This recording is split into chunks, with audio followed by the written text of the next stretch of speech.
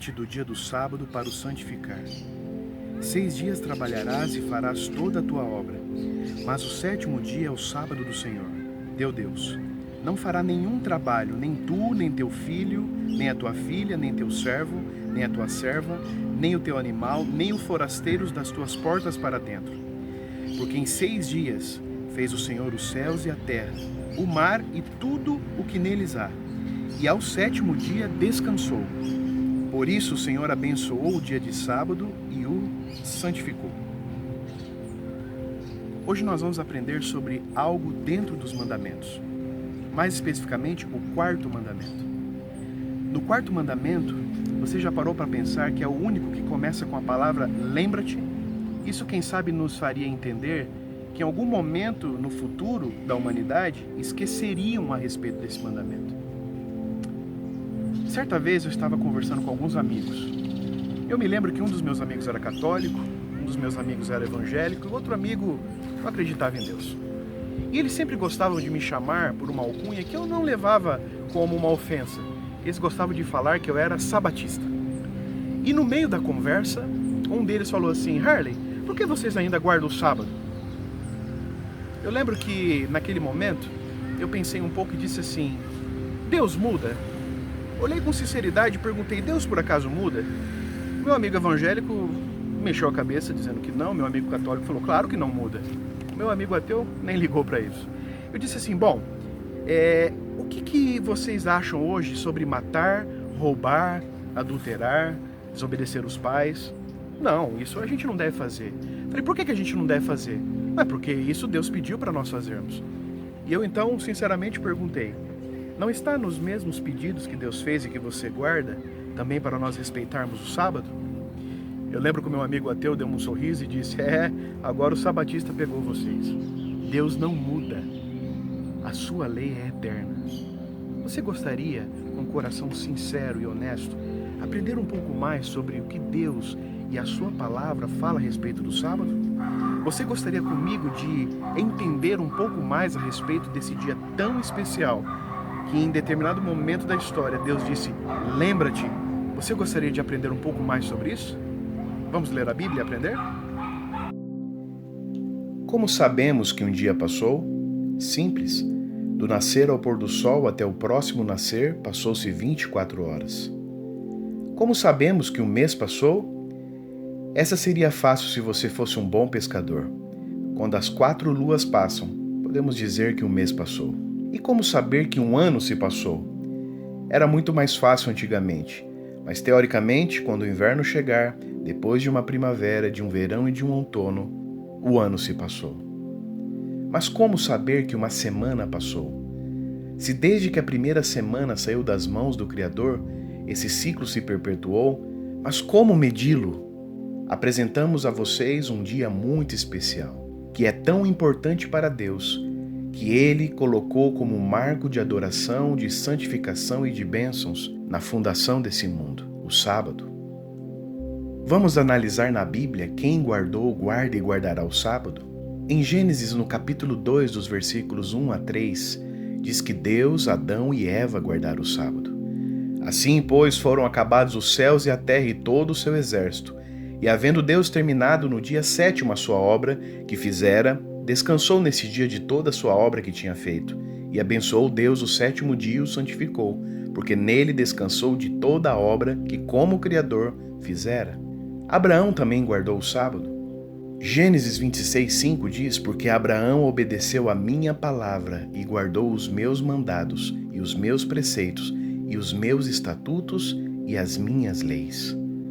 Torá é a palavra para a lei no Antigo Testamento, e ela aparece muito antes do Sinai.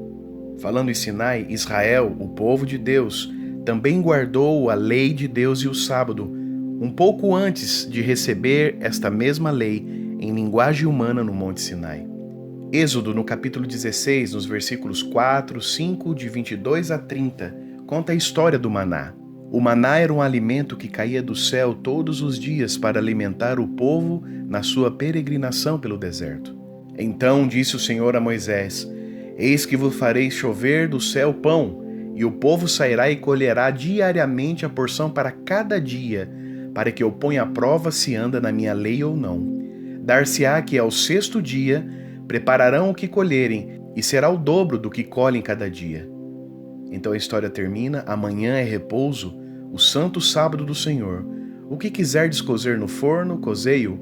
O que quiserdes cozer em água, cozei-o em água. E tudo que sobrar separai, guardando para a manhã seguinte. Em cada dia Deus enviava o alimento, e aqueles que guardavam para o dia seguinte estragava. Mas na sexta-feira, Deus pediu para que guardassem em dobro, porque o sábado era o santo dia do Senhor e o maná não caía.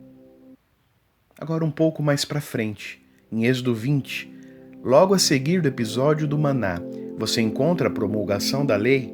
Deus então escreveu com seu próprio dedo os 10 mandamentos. O quarto mandamento dizia: lembra-te do dia do sábado para o santificar. Você não acha interessante que é o único mandamento que tem a palavra lembra-te? Com certeza Deus sabe que no futuro os seus filhos esqueceriam. Os estrangeiros em Israel também deveriam guardar o sábado. Olha o que está escrito em Isaías 56, versículo 6. Aos estrangeiros que se chegam ao Senhor, para o servirem e para amarem o nome do Senhor, sendo deste modo servos seus, sim, todos os que guardam o sábado, não o profanando e abraçam a minha aliança. O povo de Israel era o centro da adoração no Velho Testamento, e todos os povos eram convidados a virem conhecer a Deus, os seus preceitos, e inclusive a guardarem o sábado. Todos os profetas da Bíblia também foram obedientes. Olha o que está escrito em Ezequiel capítulo 20, versículo 20. Santificai os meus sábados, pois servirão de sinal entre mim e vós, para que saibais que eu sou o Senhor vosso Deus.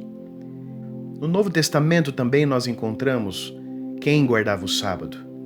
Olha que interessante, Lucas no capítulo 4, versículo 16, diz que o próprio Jesus guardou o sábado.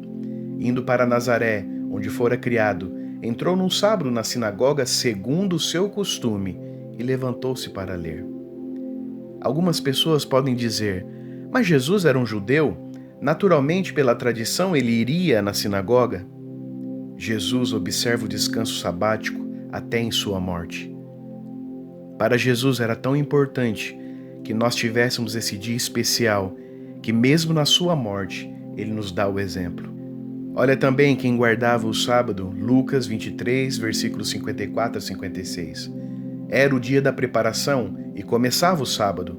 As mulheres que tinham vindo da Galiléia com Jesus, seguindo, viram o túmulo e como o corpo fora ali depositado. Então se retiraram para preparar aromas e bálsamos. E no sábado descansaram segundo o mandamento. A Virgem Maria e as mulheres que seguiam Jesus descansaram segundo o mandamento. Mesmo após a morte de Jesus, você consegue compreender isso? Eu lhe pergunto, e os seus apóstolos, depois que Jesus ascendeu aos céus? Veja o que nós encontramos no livro de Atos dos Apóstolos. Vamos começar com o capítulo 13, nos versículos 13 e 14. E navegando de Pafos, Paulo e seus companheiros dirigiram-se a Perge da Panfilha. Indo num sábado à sinagoga, assentaram-se. Mesmo depois de Jesus ter morrido, os seus discípulos continuaram a observar os sábados indo na sinagoga. Atos 17, 2.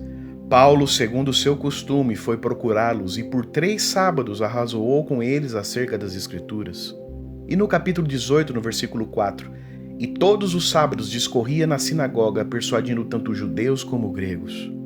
Em Apocalipse 12, no versículo 17, diz que o remanescente fiel, o povo de Deus, aqueles que não têm um nome de igreja ou uma placa de uma denominação, mas é o povo fiel que estará em pé quando Jesus voltar.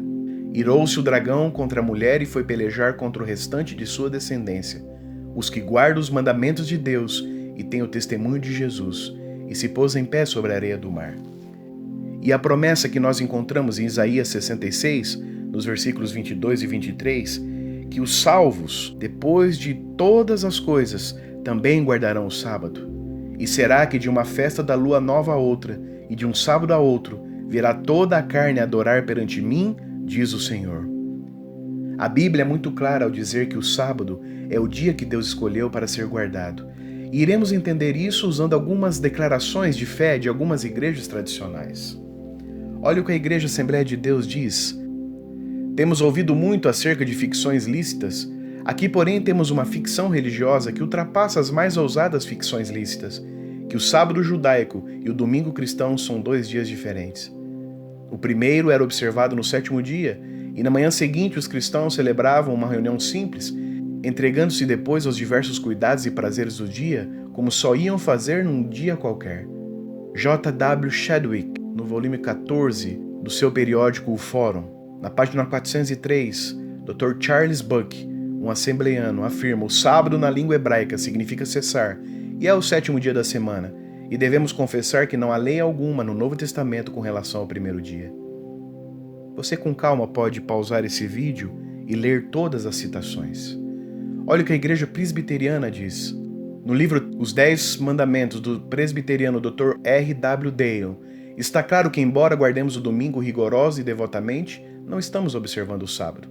Não há no Novo Testamento uma única sentença indicando que estamos sujeitos a qualquer penalidade por violação à suposta santidade do domingo. No repouso dominical não entra a lei divina.